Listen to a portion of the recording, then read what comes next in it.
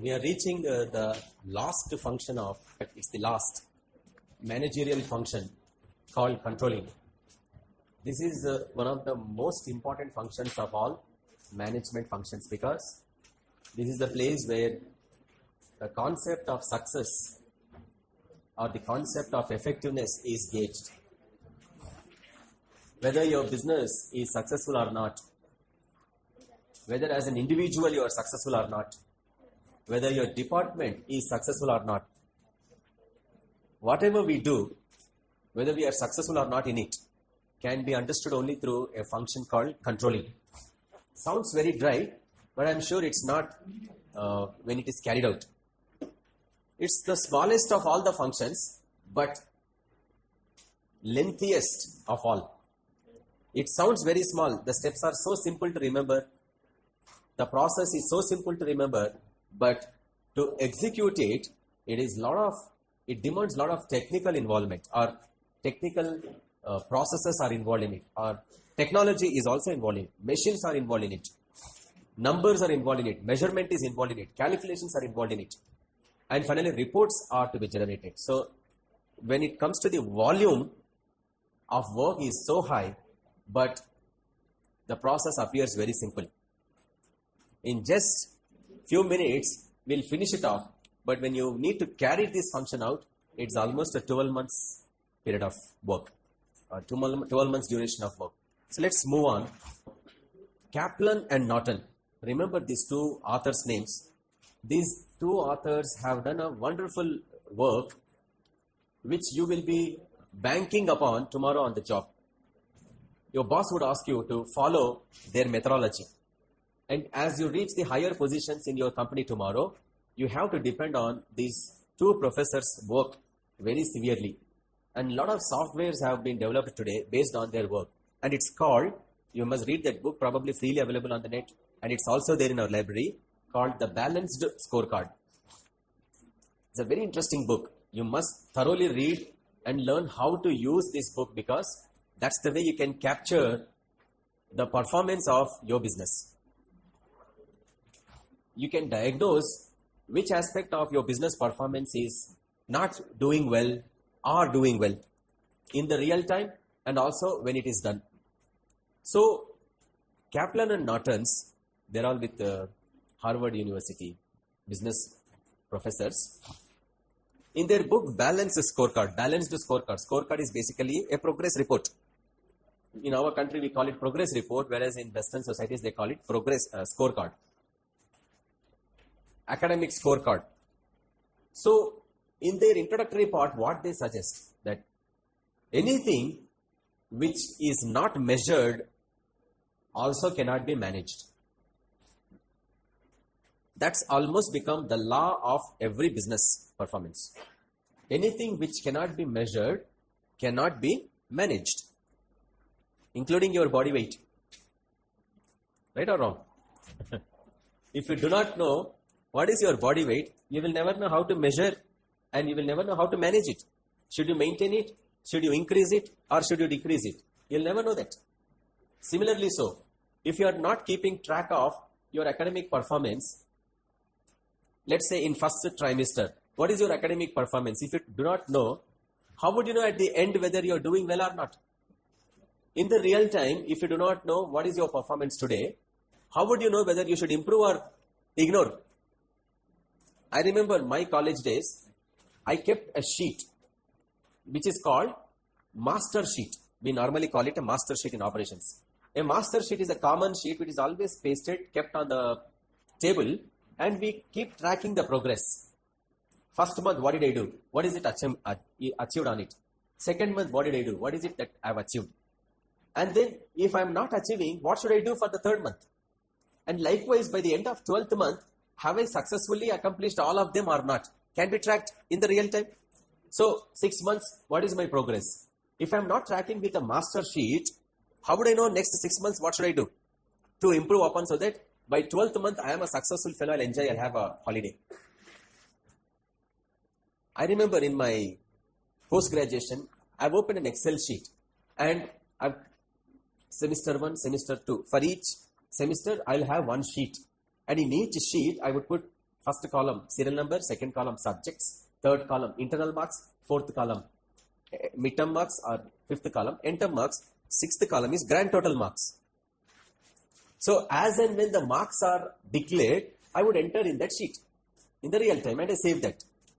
And then I realized that by the time I was in the third semester, so far I was not scoring first class.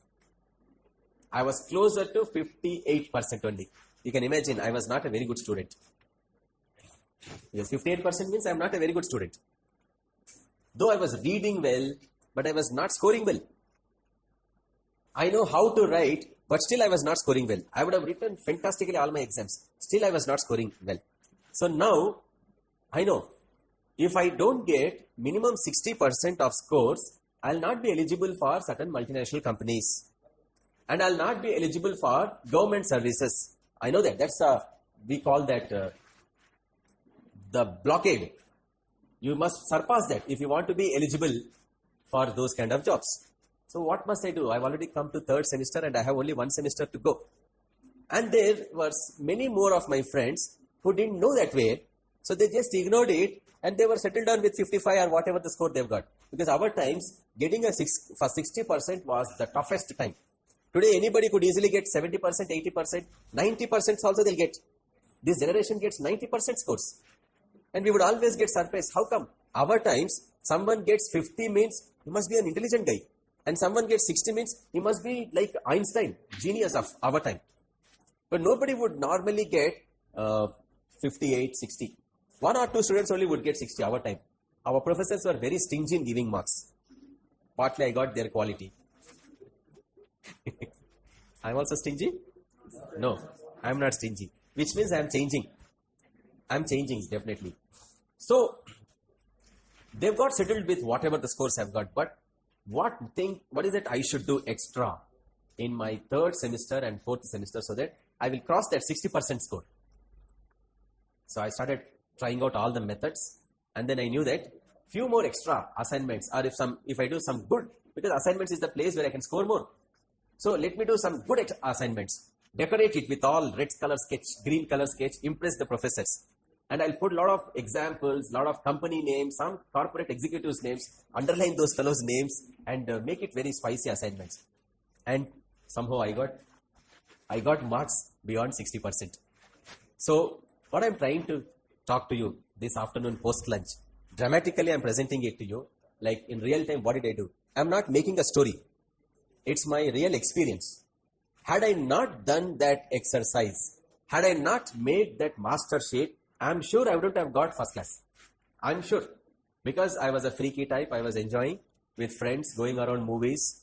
So not concentrating much. So yeah, even if it's exam tomorrow, I would still be freaking out. So, but I know that last minute waking up, we call it. That last minute waking up had really helped me. And that's all called the concept of controlling. Had I not done that controlling exercise in my third semester, I'm sure I wouldn't have got first class marks. So I'm first class all through anyway. So, but at PG level, if you don't get first class, I'm telling you, you're not eligible for certain companies. They advertise, they put on the notice board. Only those who are consistently toppers, first class, minimum 60 scores, right from 10th class onwards, need apply. This is a trick companies play to filter the students because it's a mass applications. But the same fellow, same company would take a student who is not even having 60% because that guy has some experience, worked earlier. So based on experience, they compromise with those percentage scores. So someone who doesn't have 60%, don't bother. Many times you are also like me. Sometimes you don't have to because grades will never determine your intellectual ability. I know that. If you look through guys who are great inventors in the past, James Watt, Isaac Newton, Einstein, they were all duds in their class. They were not good performers in the class. Teachers were very unhappy with them, and these guys never wanted to go to their school. They were school dropouts, but they were great inventors. What happened to them, fag end, we really don't know. Probably some controlling process they would have tried. So, never mind. This concept is a very technical in the sense, it involves a lot of measurements. Like Kaplan and Norton said, If you really do not know how to measure any performance, you will never know how to manage it. Same logic we apply. If you really do not know how to manage your academic progress, how to measure it, you will never know how to manage it. And there are 2-3 instances I have noticed in our times. Some students have lost their gold medals in the fag end because they threw away their gold medals in the last semester, last trimester. They were sure that they would get gold medals, so they took things easy. They've lost it. You can imagine what is their frustration? Lifetime frustration, I'm telling you. Every time when they look at Siva Sivani certificates, they'll recollect their frustration. Instantly, one of them was our finance manager's daughter. Our SSIM finance manager's daughter. She was our student. She missed her gold medal. Just because fag end they throw away. Many senior students, they throw away their performance in the final semesters because they say, our times are coming to an end, so let's freak out, let's enjoy.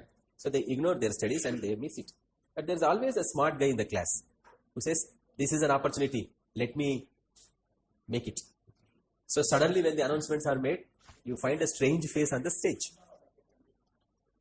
Never mind. So to that extent, this concept of controlling will help us. Many times, as you read a newspaper, you would have come across headlines like, first quarter, India Inc., Indian corporations, first quarter performance, Infosys losing by 30%, TCS loses by 40%. Likewise, they would mention in the first quarter. And then the second quarter, they'll come back with great force, improving upon their performance. So ultimately, performance is gauged in terms of revenue for them. But that's not the only case. We'll see so many examples now as we move into this topic. First quarter performance, second quarter performance, and third quarter performance. 3 times the company's performance is posted in the newspapers. So as a management student, I'm sure you would have definitely read those important ones, because that determines whether our business is doing well or not in this country. So you need to pay attention to the news like that regularly. So let's move on systematically. Controlling is all about managing the performance, but not managing people. Remember that. Controlling is nothing to do with managing people, because we have no right to manage your fellow human beings. We can only manage people's performance, but not people per se. That's also philosophically sounding, but that's the truth. You have no right to manage or right to control your fellow human beings. If you do so, you are called the master and that fellow is called the slave.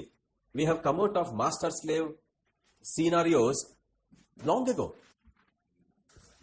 The minute we say master-slave scenario, the power fails. Yeah. They're all coincidences. There is nothing called scientific. So we have no right to control fellow human beings. If we do so, people revolt.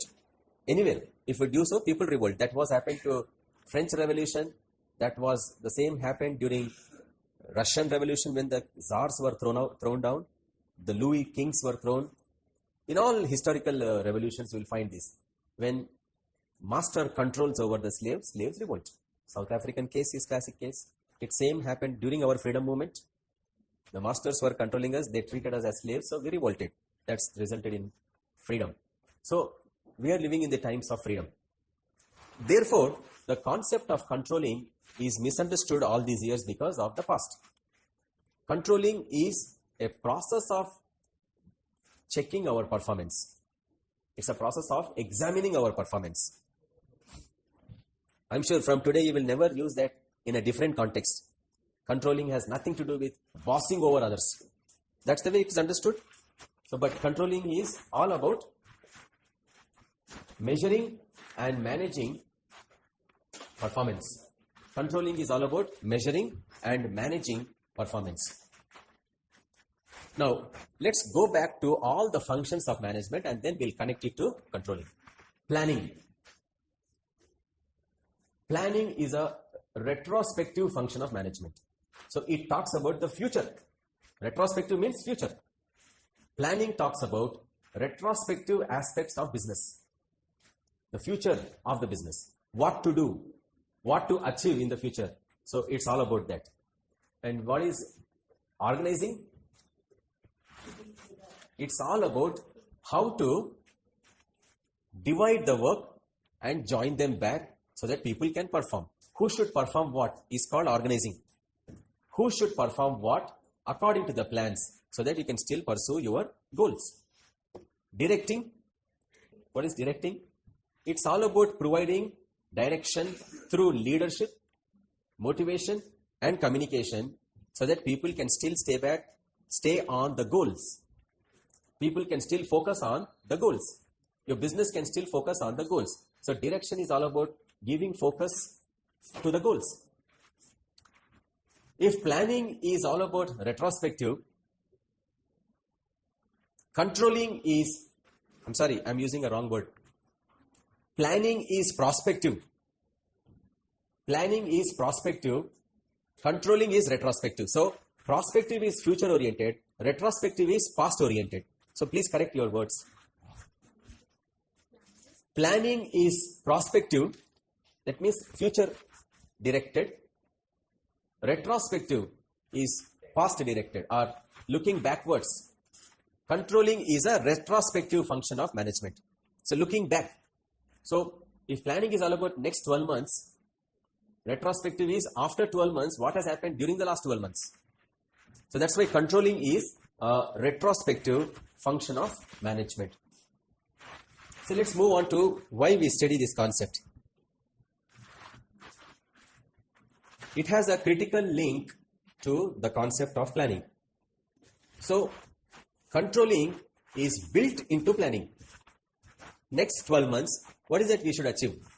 If it is strategic planning, next 3 years, next 5 years, what is it that we should achieve?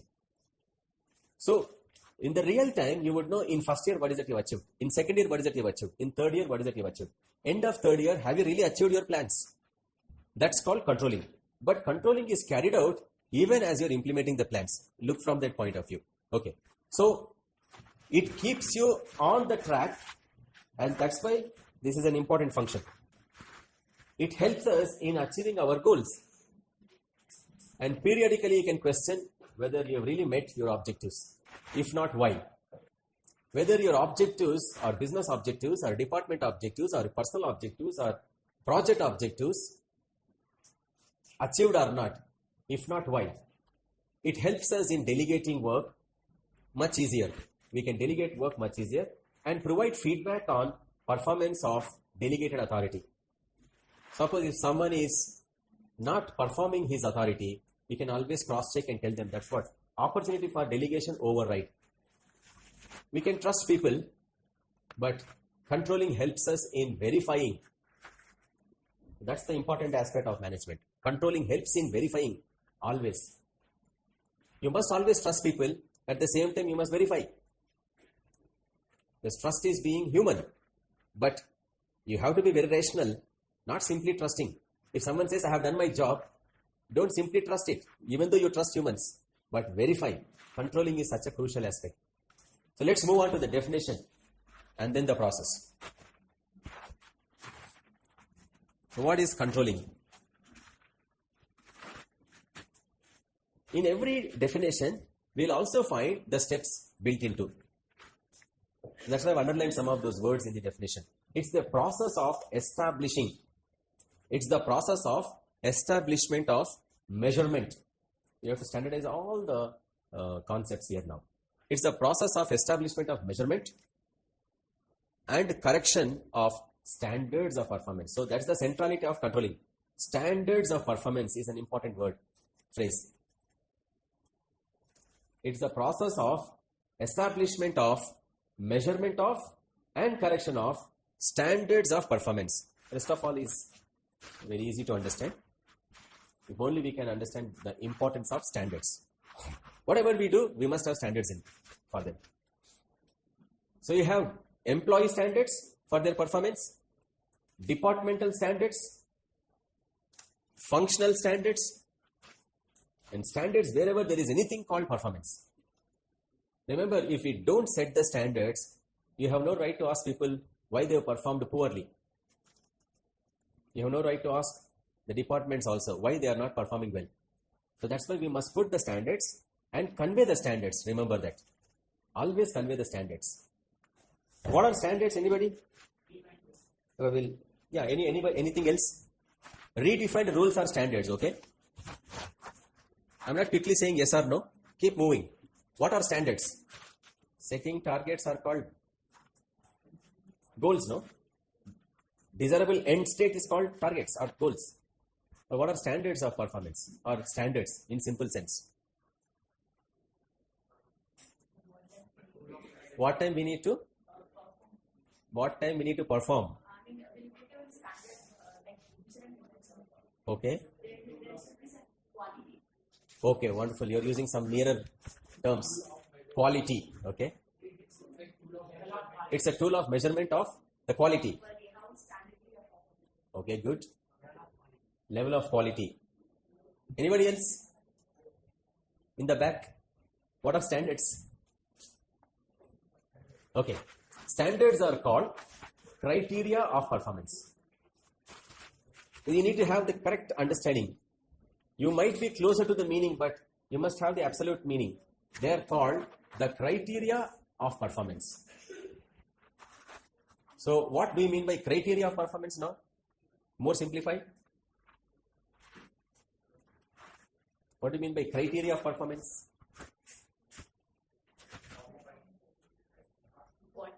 Criteria is defined. We define what is called criteria, which is also called benchmark.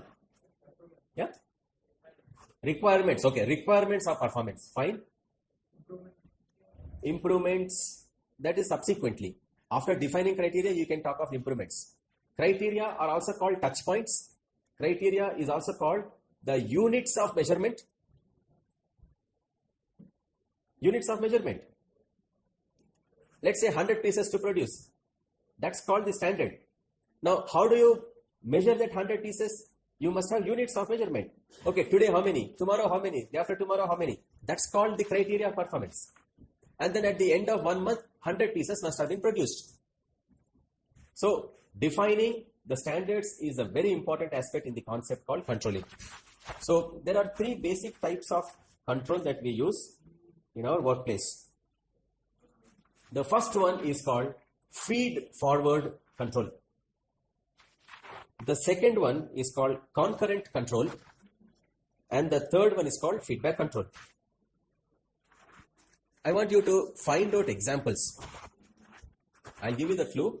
So keep thinking of what could be the appropriate example for each of them. Feed-forward control. This type of control helps us in anticipating the likely problems. Forecasting, okay? But forecasting is not actually the problem. Forecasting is what actually you want, how many you want. That's called forecasting. Next month, how much should I buy? That's called forecasting. I can anticipate how much I can buy. But here, I'm trying to forecast a problem. If at all I have to use the word forecast, but that's not the right word here. I must anticipate what is the problem. What is going to be the problem? That's called feed forward, right? Feed forward control. Supposing I'm recruiting someone. I must know whether this guy is likely to be a dependable fellow or not. How do I know that? By interviewing him. Be more specific. He may be talented. That's the reason he's come to an interview. I've cleaned all the files. That's the reason he has come to an interview. Now in an interview, I must collect information about this fellow, whether he is finally reliable or not. How would I do that? Can I do some checks on him? Whether this fellow is involved in drugs, whether this fellow is involved in crime. Think about it. Yeah? By being friendly also we can find. What actually do you want to find? That's why. What actually do you want to find? I'm anticipating a problem. That's what. Connect it now. If someone is doing drugs, during an interview I need to track it so that I can prevent. That's an example. I must be able to anticipate if I take a decision regarding something, what problem is likely to occur in the near future. That's kind of scenarios are called feed-forward control scenarios. Therefore, in the beginning itself, you can prevent them. That's the second point. Built in at the start itself. So, prevent problems in the beginning itself. That's called feed-forward control types. prevent problems from occurring well in advance by anticipating them. I've seen in one workplace, the chief of that company had designed the workplace. He was an operations management professor from IIMS, Ahmedabad. He was heading a company, and what he did here is, let me prevent all the problems likely to occur between employees. So what he did, he had created every room, every departmental head's rooms alike, number one. Number two, all the infrastructure in every room is the same. The tables are same, the chairs are same, the ACs are same, the laptops given to them are of the same brand, same model. The water jug is also same. And then what he did, the minute the manager gets into his room, automatically the door gets closed. That door closing device is fixed to that. So what happens? Think about it, whether it is right or wrong, whatever he has done it. But to a large extent, he was successful in preventing all problems which creep out of relationships. So what he did is, he had ensured that nobody will compare himself, herself with others. Why I got a laptop like this? Why he's got a better laptop? Why I got this AC? Why that fellow's got better AC? Why my water jug is not proper? Why my printer is not of the same brand? So comparisons are all eliminated. So more than 50% of problems which come out of relationships were contained well in advance. So that's what we call feed-forward control. That's one example. Because he was an operations man, he thought that is one way he can prevent problems. No conflicts, because the minute you get into your room, it's logged. Nobody can greet you, nobody can come into you, nobody can waste his or her time. So most of those unwanted situations are avoided. And nobody talks to each other. And therefore, they have only one day in a week. It's called tea time. Friday is a tea time. So morning 1 hour, all the heads can just get into that tea time hour. Then they can carry their tea cups. Some snacks will be there. And they can sit in here and there. And then they can talk to their colleagues. Rest of the week, they don't have much interaction with each other. Does that sound better or not? You decide. But because interactions cause problems, he thought it can be prevented. That's called feed-forward control as a type of controlling process. Preventing the problems before they occur. That's the last point. Built in at the start or before. So you are preventing the problems from occurring much before. That's the design. We'll take few more examples as we move on further. Concurrent control. Concurrent means real time. So somewhere you can write down in the brackets the meaning of concurrent. Tomorrow, if you can practice this, I'm telling you, you will have a lot of free time for yourself as a boss, as a manager. Otherwise, more than 70% of your time, you will be struggling in solving the employees' problems, your subordinate problems, in whichever the specialization you are.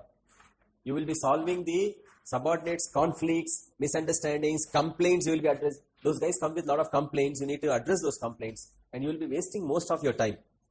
And you have hardly time for yourself. You will skip your lunch, you will skip your tea, you will skip your free time, you will skip your reading. A lot of things you skip. At the end of the day, you still see a lot of your personal work is piling. So if you can think of these control systems in your workplace, I'm sure you have a lot of free time for yourself. You can close your office in time, go home and spend time with your family. Because our families are in problem, you know that. Youngsters, poor in their emotional state. Let's move on to the second one called concurrent control. Concurrent means even as it occurs or real time. Concurrent means happening in the real time. Occurs while the activity is in progress. This is very important. Can we prevent all problems as they are occurring in the real time? Is it possible? In workplace where I worked long ago, it's a telecommunicational cable manufacturing company. Every time I had seen how the cable is manufactured, it always fascinated me. It's because it is like an assembly line concept of manufacturing. You can never find departments isolated from each other. You can see every department is in a serial order. So in department 1, there would be a machine where the copper coil starts moving. That's the starting point for making a cable. From unit 1, the copper coil starts moving. As it goes to unit 2, which is also visible. So you will find the office is in sort of a kilometer distance. So every place, we call that the nodes in operations. Every node or a workstation, the cable continues to move from one to the other. So from unit 1, the cable starts. It goes to unit 2. In unit 2, there will be another machine wherein all those plastic granules are melted. Colorful plastic granules are melted. And that molten plastic flows through, which is also visible, and it starts insulating the copper coil. You can see that in the natural. And as it moves from unit 2 to unit 3, in unit 3, another insulation happens. And then unit 4, as the cable continues to move, there will be a machine which puts the brand of the company on it. And all those technical details about the cable. What is the gauge of the cable? What are those features of the cable? All are. And then finally, when it goes to unit last but one, they do some quality check with some, infrared light, which checks through whether the cable inside is intact or broken somewhere. And then last unit, it gets wounded to a big bobbin. They are called battening actually, that's a jargon.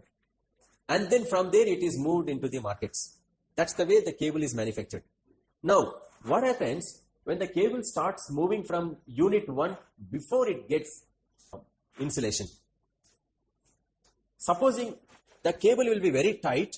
If it is broken between these two units, what will happen to the other units? This is called controlling, remember. This is called controlling. The other machines are continuously operating and the cable is broken. The copper coil is broken in unit 2. What would happen to the other units? They will do automatically their work. The molten plastic will be flowing through and the other machine will be putting the brand on it. And the other machine has to keep rotating without the cable inside. Now, concurrent control type we are talking about. In concurrent control type, there should be a mechanism which can detect whether the cable is intact or the copper coil is intact or broken. And in the real time, when it is broken, there must be having a robotic mechanism which holds both the ends of the broken cable, instantly solder it so that it continues to flow through. That's called real-time or concurrent control. There's a deviation. The cable is broken. The coil is broken. And then if it's broken, the other machines will be continuously operating. The empty insulated cable will be moving without the copper coil inside. That happens in the other units. And all other units will be innocently doing their job. That's innocently carried out mistake.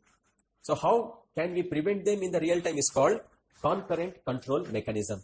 Can we do that in our own individual performances? Think about it. I'll give you a few more examples. In one place where some of our students were working long ago, they told me when eye surgery is carried out, in real time, the doctors will be watching the surgery carried out by surgeons inside the OT. What if the OT surgeons are doing a mistake? It's eternal. That mistake is permanent. The patient would lose his sight forever. So experts would be watching on the computer screens in real time how that operation is being carried out. Every day they carried out hundreds and thousands of operations. And each of them is very closely supervised on computer screens. All these experts' job is only to see whether the surgery is being done properly or not. Whether they're cutting the nerve, optic nerve or not, whether doing it properly or not, standard protocols followed or not, all are constantly watched.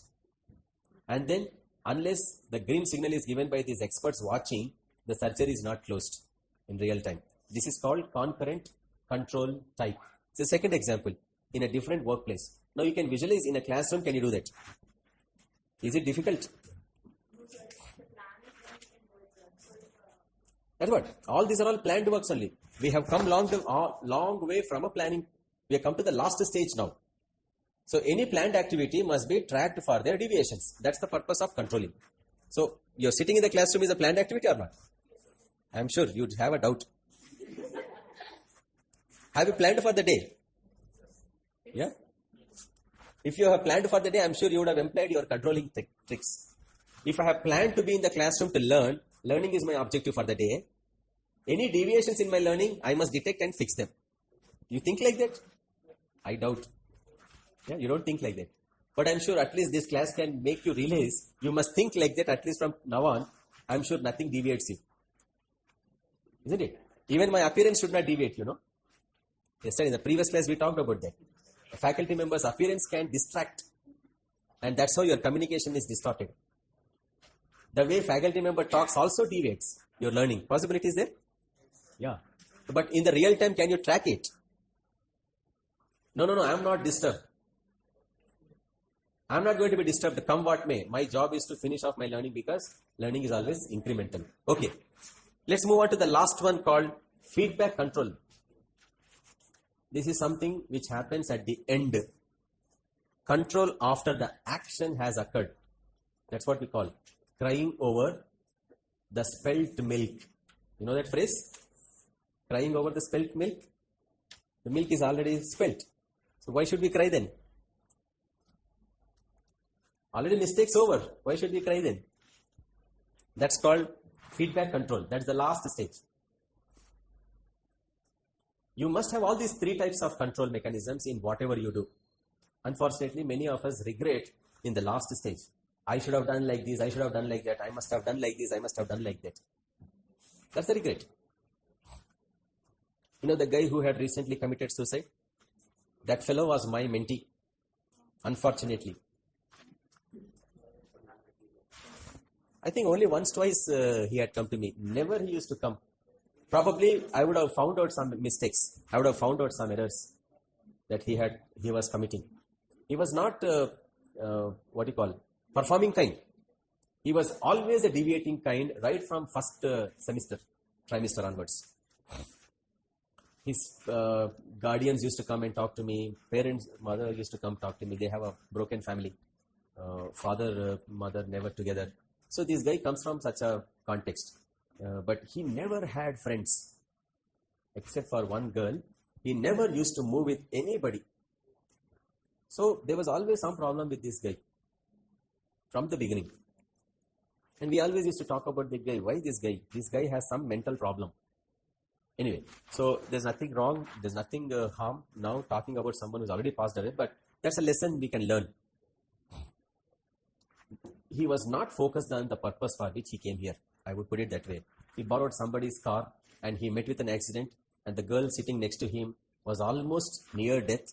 She was in coma for 15 days. She came out of coma, resulting in huge cost to be incurred by father who works as a clerk in a company. So father has a huge burden now because of that accident. And this fellow was willing to bear all the expenses.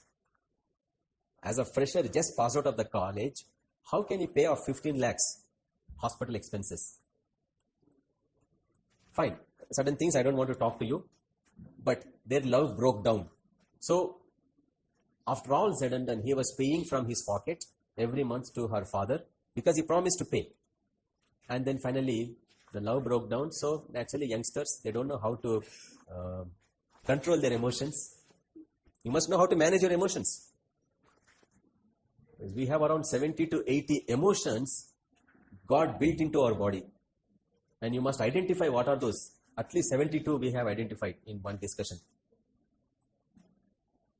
You must know all those emotions and learn to master over them. Those who do not know how to manage them resort to those final, those extreme stages of taking life. You have no right to take life, no? Even your own. Because it's not yours. It's somebody else's. Somebody created it. Somebody is responsible for it. So you have no right to take it. And that's not absolutely a solution because the minute you die, you are forgotten. Your spirit doesn't have any memories because as long as you're in the body, you have memories. You want to take revenge on someone by dying, you will not remember also anything because you don't have brain after death. Your spirit doesn't have brain. Your soul doesn't have brain. So no memories that you carry. That's why you have to be realistic in life. I wish those kind of lessons were taught to those batches of students. Life is so valuable, right? And nobody had seen the next birth. Nobody knows whether there's going to be something called next birth, even though we believe as a religious fellows. And there's no scientific proof for it. So, life is only one time given to us, so we have to use it and enjoy the quality of it. Be thankful for whatever you are and enjoy that. Live through it. Don't be frustrated. Frustration is part of your life. Enjoy that also. Anyway, it's difficult to do that. So, feedback control is what we do that at the end. Have you successfully done it or not? Fine. Even if you had failed, even at the 11th hour, no problem. At least some lessons you learned, so that from next year onwards you can still do. That's why in project management we talk about no company would make profits from day one of its establishment. It takes minimum of 3 years. That's a standard universal law. Every company would take at least 3 years to start making profits. So during those 3 years, we call it an incubation period, or what is it called? Probation. No. That's not the word we use. It's called incubation stage. 3 years of making mistakes, learning to overcome those mistakes, and after 3rd year, they'll start settling down. Probably from 4th or 5th year only, they'll make profits. One should be willing to tolerate all failures in those first 3 years.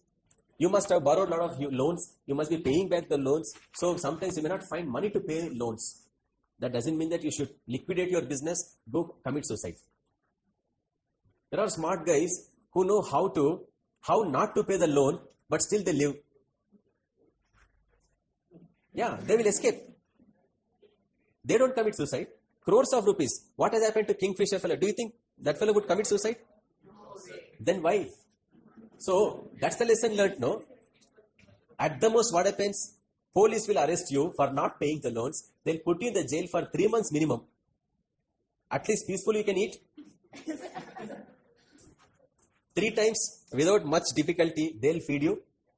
And then you can watch TV, you can read books, you can write your story, autobiography, and then come out after 12 months. Did Ramalingam Raju do like that? So what I'm trying to say, that's not the way. One need not take life. That's what I'm trying to say. Nature can accommodate everybody. Anybody can have enough food. 3 times some food is enough. I think 2 times for Indians. Indians should live only by 2 times, not 3 times. Okay, so let's go on to the steps and I'll conclude this topic. What are the steps involved in it? Whether it is feed forward, concurrent, or feedback control. There are 5 steps. So it's a 5-step procedure.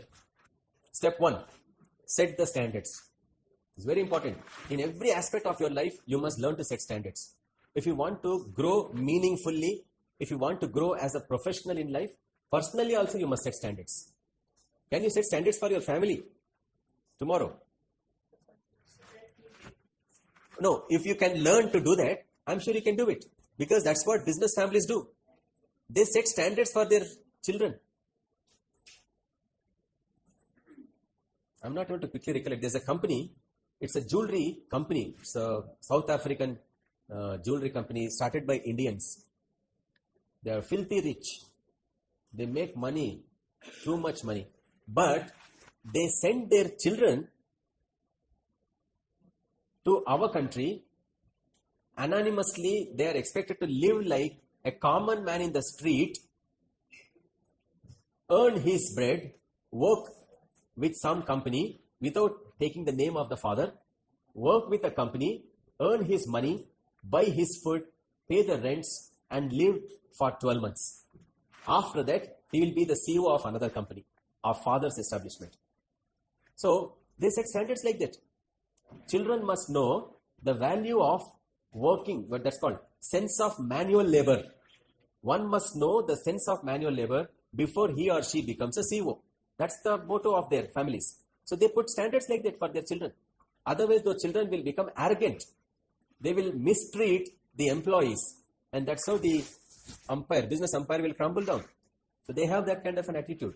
So they put standards in such a way that all family members have to follow through that sense of manual labor, working like a common man in the street. I'm sure for families you can do like that. Probably your parents never did that, or even if they did that without any what you call, intentionally they did it, they would have done it. You must be home by 7. Did they do that? They did it. What I'm trying to say, they put their standards, but you never liked them. I'm sure they would have asked you to come for what is that called, puja. Early morning, all of you should do the puja or prayer or namaz. Don't you think that's a standard? I'm sure every family does that. But you must be now think of it. If you put proper standards for your families, they are all progressing families. I'm telling you. Otherwise, families break away. This is something which we don't teach in management education, I know that. So, and I'm very sorry. Why am I teaching that? Let's move on. Setting standards is very important in every aspect of life. Where do we do that? I'll show you the next slide. You just write down, that's it. Because you'll never find them in one place. Once you set the standards, measure them either feed-forward way or concurrent way or feedback way. First set the standards, measure them either before they are on, or measure them as they are happening, or measure them after the completion of the performance. So you can apply 3 types of controls here. Now, once you measure them, you would know only through evaluating the status. So evaluation will tell you whether you are progressing or not. Where have you come to today? Where are you today? Where will you go tomorrow? That's the concept of evaluation. So evaluation will tell you, are you doing well or not? Based on the numbers. And then if you are not doing well, step 4. What if you are doing well? It ends with step 3. So somewhere you write down. We can terminate controlling by step 3 if we are doing well in our work. If we are not doing well, as evaluation tells us, we move on to step 4, called correcting the deviations. If someone is likely to cut an optic nerve, you say, come on, stop. If the copper coil is broken, rest of all the machines will not stop. Remember that. In operations management, no machine should stop. Machines should continue to work 24 hours a day. Then only they will recover all the costs incurred on those machines in 5 years. That's all. Accounting, when you are learning accounting subject, you will learn all these things. They salvage the value of the machine in the 5th year. So 5 years, 24 hours a day, the machine should run. Then only the cost incurred on it can be recovered. Otherwise, you are losing. So machine should not stop in operations management. So other machines will run, but in the real time, the broken cable must be joined together. That's called correcting the deviations. Then last step is called resetting the standards. Why is the cable is continuously breaking? Can you reset the standard? Anybody, any engineering student would tell me why the cable continues to break? Why a doctor continues to botch? That's called botched operations, no? In medicine. Botched operations means they have done a wrong operation. As a result, the eyesight is gone. They have done a wrong operation. As a result, somebody lost the function in the leg. These cases very recently we had seen in the news. In some village, all cataract operations have failed. People have lost their eyesight. Very recently I have seen in the news. They are called botched surgeries. Some stupid doctor could not sterilize his instruments, and as a result, infection spread through their eye. After the surgery, they have lost their eyes. Yeah? Yeah, sterilization of the instruments is important in surgeries. Nobody is able to answer why the cable breaks? Problem in technology is easy way to say. But as an engineering student, you must say, why does it break? That's called the intensity. When the cable intensity is very high, that means very tight, you call it common man's language. When the cable is very tight and with that same intensity it is moving, it is likely to lose somewhere that tightness, its stretchness, and it can break. So what shall you do now? In real time. That's called resetting the standards. Can we reduce the tightness of the cable? Yeah? Elasticity, okay. Can we decrease the elasticity of the copper coil as it starts from first unit? But if we decrease the copper coil, will it be properly insulated by that plastic, molten plastic? So you have all these deviations. So you have to detect those deviations and reset those standards. Similarly, so if I am not performing well in my examinations, I must detect those deviations and reset. So everywhere we apply them, right? So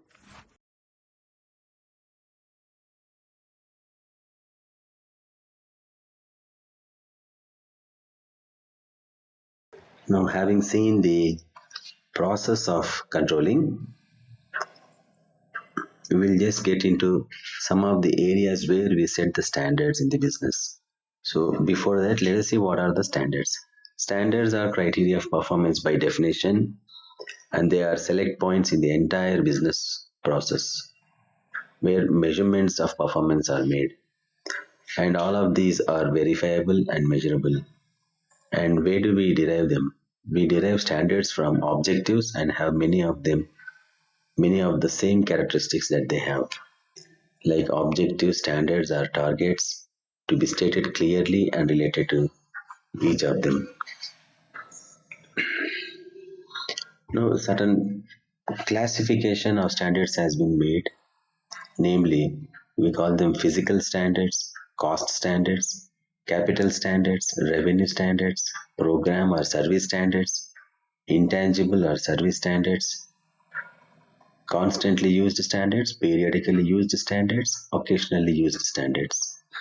So, all self explanatory, not much to be described, but it just gives us an evidence as to where we set the standards.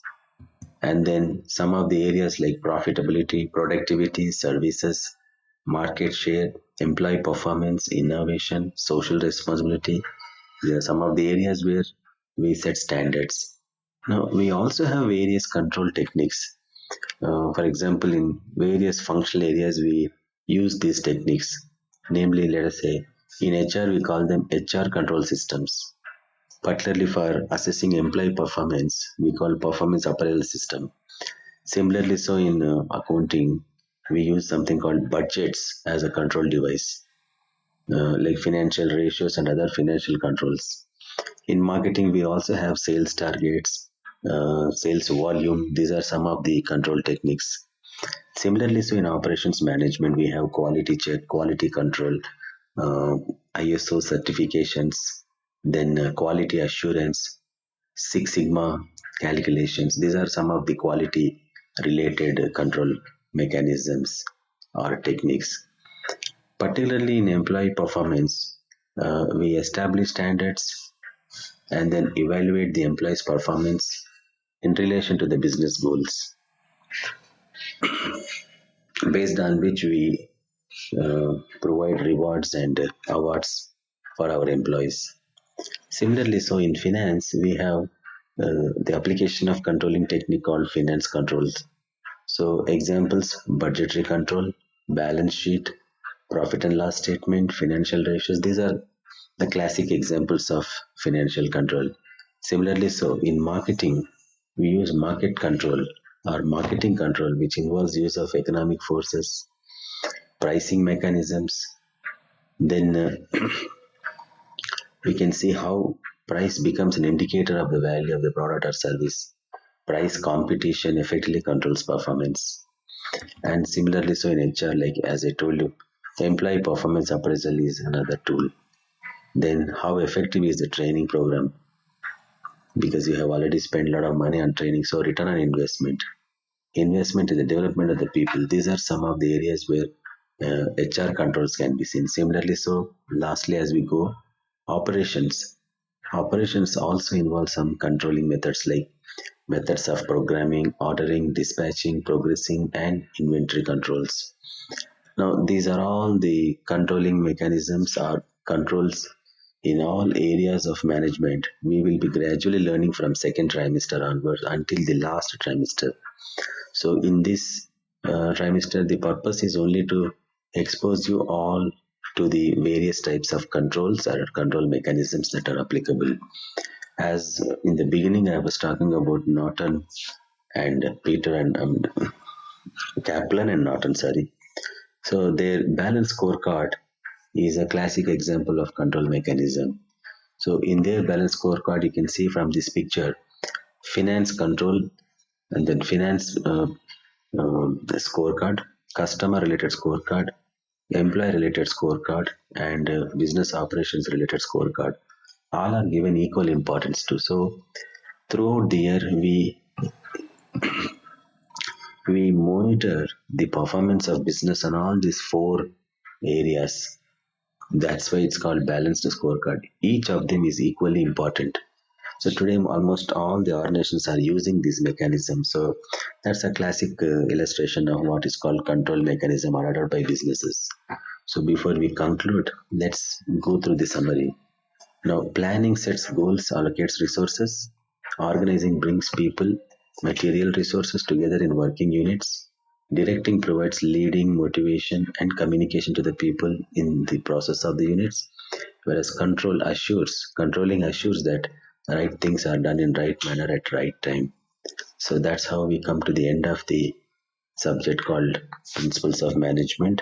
And I hope you have attempted at understanding and learning. These things are so basics and so fundamentals, but you need to strengthen your basics and then keep moving forward. So I wish you all the best and then congratulate you on successfully completing this course. Thank you so much and wish you all the best in your examinations.